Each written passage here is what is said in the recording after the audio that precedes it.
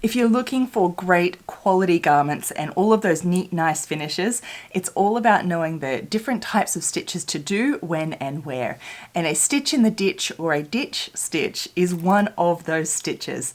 In this video, let me show you how you can invisibly finish waistbands, hold facings down with this type of stitch so you can get better, beautiful garments and better sewing.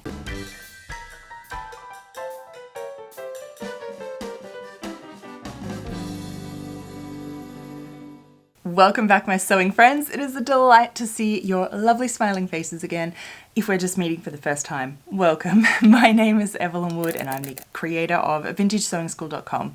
And here on this channel we do everything vintage sewing skills for our modern day sewing so you can get better at your sewing and create better garments. So subscribe if you haven't already, if that sounds like something that you want to follow along with.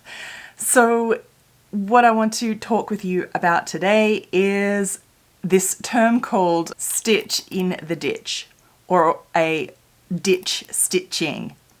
So let me talk you through what, first of all, what it is, then how to do it, and then all of the different places that you might use it in your sewing. Even if you're just hearing about this for the first time, I actually guarantee you have seen this stitch before.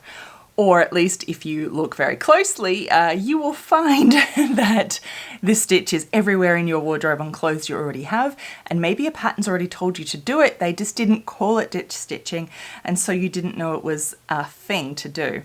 So ditch stitching is where you stitch right in the seam line. So you pull open your seams and you stitch right down the seam line, in the ditch of the seam line, right?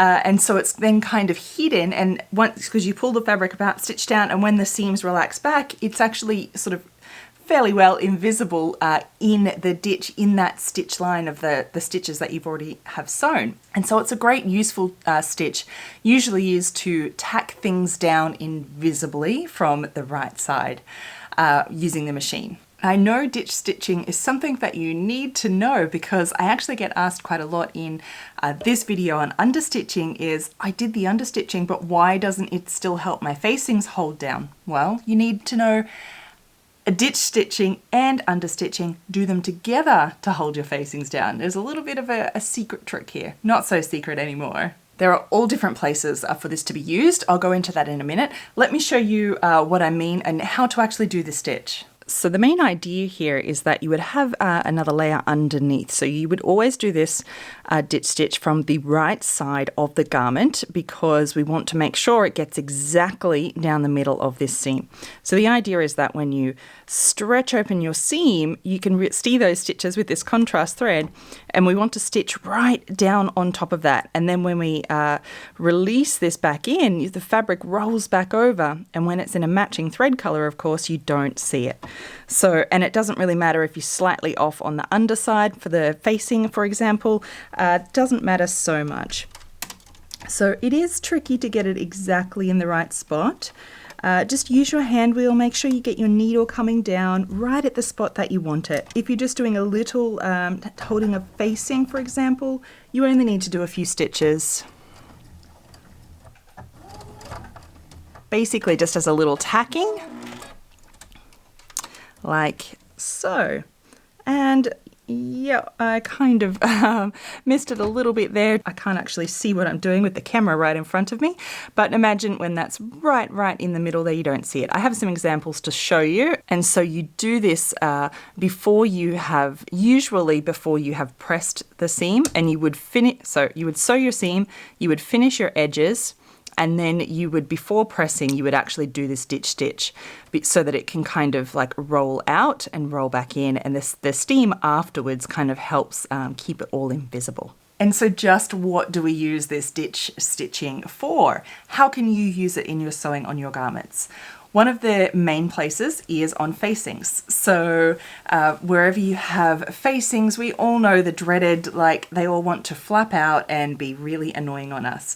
You ditch stitch your facings down, you know, say you have a neckline facing, you do it at the shoulder seams, if you have anything on the waist, at the side seams, anywhere where there is a seam on your facings, you would actually ditch stitch it down so that it actually can't then Like it can't fold out any further than there. This is the secret trick to get the facings. Do the understitching, and then the ditch stitching is after that to really secure them invisibly in place. Another area that you might want to do is on casings and keeping elastics in the waistbands properly. I just have gone through a workshop, a new workshop, sort of a sew along your first garment for my all my students at Vintage Sewing School, just released this month, and I showed them how to use a ditch stitch on an elastic waist casing. You know when the elastic always twists around? So we ditch stitched it in place along the seam lines. You can't see a seam there.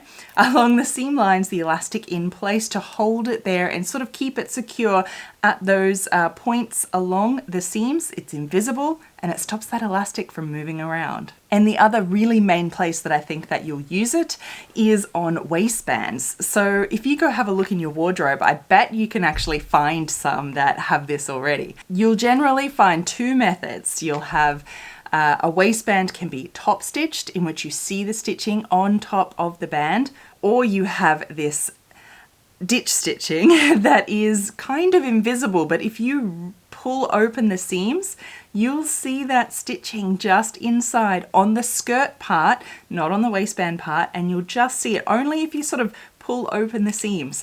That is how you can keep your waistbands in place. So it's just got that top layer is held in underneath, and it's fairly well invisible from the top side because that stitch is kind of really hidden up inside the seam, and because the fabric rolls around and it hides the stitching for you. Use a matching color, of course. But I guarantee if you go to your wardrobe, you'll see some in there as examples. And your patterns, you might have found your patterns have told you to do this one quite often. One of the big questions I always get asked is, can I still do this if the pattern doesn't tell me to do it? Yes, it's something that I teach my students to do all the time, and is like, when you know about these things, you can decide yourself where you want to put all these things to get all those really nice, neat finishes that will just make your garments So I hope that you'll use this ditch stitching on your facings. Maybe you'll finish a waistband with it, or maybe do that elastic casing next one that you have.